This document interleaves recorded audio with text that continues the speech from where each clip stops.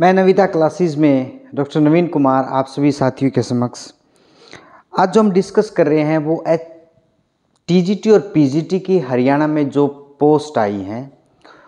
काफ़ी लोग आप उससे रूबरू भी हो चुके होंगे, लेकिन आज हम जो उस पर बात करने जा रहे हैं वो इम्पोर्टेंट चीज़ क्या है वो सुने ध्यान से। वीडियो के अंत तक बने रहें। अगर आप चैनल पे नए हैं, चैनल को लाइक शेयर सब्सक्राइब करना ना भूलें। आज जो मैं बात करूंगा वो टीजीटी और पीजीटी की जो पोस्ट, जिसमें बहुत सारी बातें नहीं बताई गई हैं और ये छिपाई गई हैं।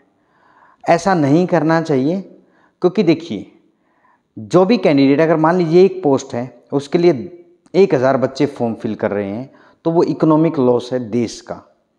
आप उस गरीब परिवार के बच्चों को प्रॉब्लम में डाल रहे हैं जिनके पास इतने पैसे नहीं हैं। कभी वो एस्टेट का फॉर्म भर रहे हैं, कभी वो HKRN का फॉर्म भर रहे हैं, या फिर कोई आपकी पोस्ट आती है फिर आप उसको विड्रॉल कर लेते हैं, फिर आप उसको री एडवर्टाइजमेंट करते हैं। ऐसा नहीं करना चाहिए। दूसरी चीज़, जब आप ये पोस्ट निकाल रहे हैं 2023 अभी दिसंबर में, उसमें आप जो सैलरी देंगे, रिम्यूनरेशन देंगे, पहले तो सैलरी बोला ही नहीं गया, सैलरी वर्ड तो वहाँ से काट दिया। सैलरी तो इनकी डिक्शनरी में ख़त्म ही हो गया, पता नहीं क्या बात है। सैलरी का जो वर्ड है ना, ये तो इन्होंने उड़ा दिया। जो वर्ड नया इन्होंने जनरेट किया, जैसे एचटेट में उनके एक उच्च अधिकारी ने एक इंटरव्यू में बोला कि हमने मॉडरेशन किया है। What do you mean by moderation? क्या वो वर्ड कहीं डिक्शनरी में डिफाइंड है या आपकी डिक्शनरी अलग है? मॉडरेशन, पेपर का आप मॉडरेट कर देंगे, कभी भी कर देंगे जब आपकी मर्जी आएगी।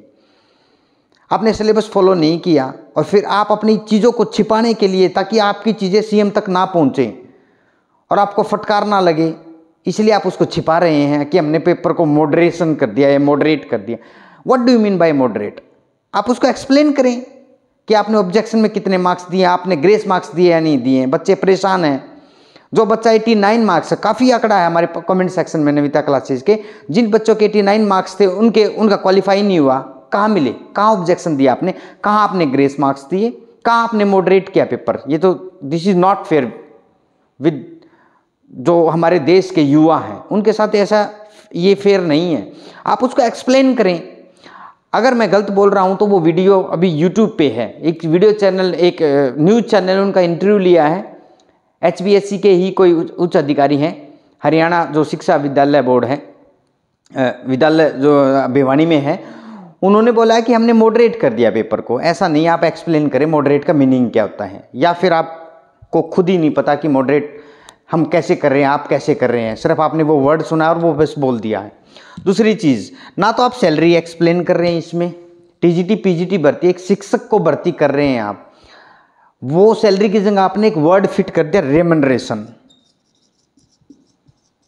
ठीक है, ये वर्ड फिट कर दिया, रेमनरेशन। एक शिक्षक देश के जो नींव है उसको गढ़ने का काम करता है, और ऐसी हालात की HKRN के तहत एक शिक्षक से ले रहे हैं। जो बच्चे HTET, NET, PhD सब कुछ क्वालिफाई हैं, वो HKRN के तहत, मतलब एक ठेकेदार के तहत। HKRN है क्या? एक ठेकेदार, ठेकेदारी प्रथा। ठीक है, आप क्या कर रहे हैं? एक लॉलीपॉप दे रहे हैं यहाँ पे। आपने टीचर भर्ती करने हैं तो एक प्रॉपर चैनल से एक टीचर को भर्ती करो। क्यों कोर्ट में लटके हुए केस? आप निकालो उनको। वैकेंसी डिक्लेयर नहीं की आपने, कितनी वैकेंसी हैं भाई? जिले वाइज आपने जो जिलेवार जो आपने एक्सप्लेन किया या लिखा उसमें वैकेंसी में, ना आपने ये बताया कितनी वैकेंसी आई है, किस जिले में कितनी वैकेंसी है, टीजीटी बायो की कितनी है, या साइंस की कितनी है, टीजीटी सोशल साइंस की कितनी है, टीजीटी हिंदी की कितनी है। मतलब ब्लैंक, सारी चीज़ें ब्लैंक।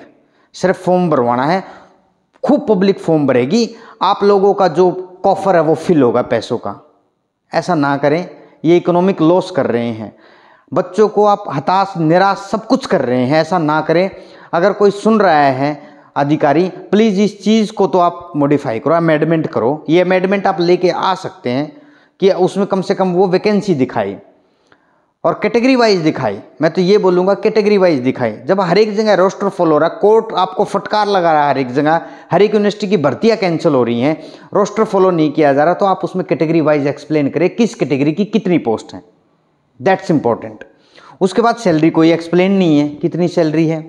आज मैं जो बात करूँगा, इन्होंने क्या किया कि अभी एचटेट लिया है, एचटेट में क्या किया, प्रोविजनल रिजल्ट जारी किया जिसको हम बायोमेट्रिक बोलते हैं। वो प्रोविजनल रिजल्ट है, अब आज उसकी लास्ट डेट है। जिन कैंडिडेट ने नहीं करवाया तो आज आप करवा सकते हैं। आज के बाद मतलब कल या परसों का रिजल्ट आ जाएगा एचटेट का और आप अपना सर्टिफिकेट डाउनलोड कर सकते हैं।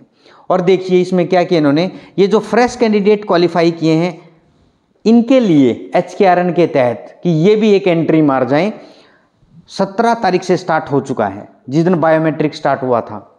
बायोमेट्रिक में जिस बच्चे का नाम है तो वो डेफिनेटली भरेगा, क्योंकि उसने प्रोविजनल रिजल्ट दे दिया। कल को वो फिर कोर्ट केस ठोकेंगे अगर HKRN ने उसको नहीं माना तो। मतलब खुद ही सारी चीज़ें जनरेट गलत करते हो जिसके कारण फिर कोर्ट केस बच्चे जाते हैं। 17 तारीख से स्टार्ट होगी तो बच्चे इसमें क्या करेंगे, फॉर्म फिल करेंगे। ऑब्वियस सी बात है, जिनके अच्छे मार्क्स आए हैं या जिनका बायोमेट्रिक है। और 23 दिसंबर की लास्ट डेट है इसकी, 23 दिसंबर की, इसी महीने की। अब क्या है, एचटेट जो फ्रेश पीजीटी और टीजीटी क्वालिफाई वो सारे भरेंगे इसमें। टीजीटी की ज़्यादा पोस्ट है, पीजीटी की कम है, लेकिन पोस्ट का तो हमें पता ही नहीं है कितनी, नंबर ऑफ पोस्ट का तो हमें किसी को नहीं पता कितनी है, ठीक है, और डिस्ट्रिक्ट वाइज भी कितनी है।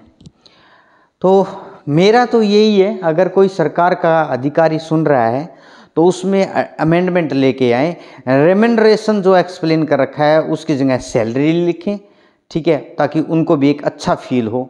दूसरी चीज़, आप पोस्ट लिखें कितनी वैकेंसी हैं, सब्जेक्ट वाइज कितनी है, कैटेगरी वाइज कितनी है, मतलब subject wise and category wise roster follow करें अच्छे से। रोस्टर पे ही सारा खेल है, क्योंकि आजकल जो कोर्ट फटकार लगा रहा है वो रोस्टर ना फॉलो करने पे लगा रहा है। डिस्ट्रिक्ट वाइज कितनी है, पीजीटी की कितनी है, टीजीटी की कितनी है, ये चीज़ें एक्सप्लेन हो। आप फॉर्म फिल कर सकते हैं। जो कैंडिडेट अभी जॉब के लिए मारा या घूम रहा है, फिर रहा है, HKRN के तहत ये पोस्ट आई हैं। 17 तारीख से एप्लीकेशन फॉर्म फिल करना स्टार्ट हो चुका है और 23 तारीख इसकी लास्ट डेट है, लेकिन पोस्ट नहीं बताई गई हैं।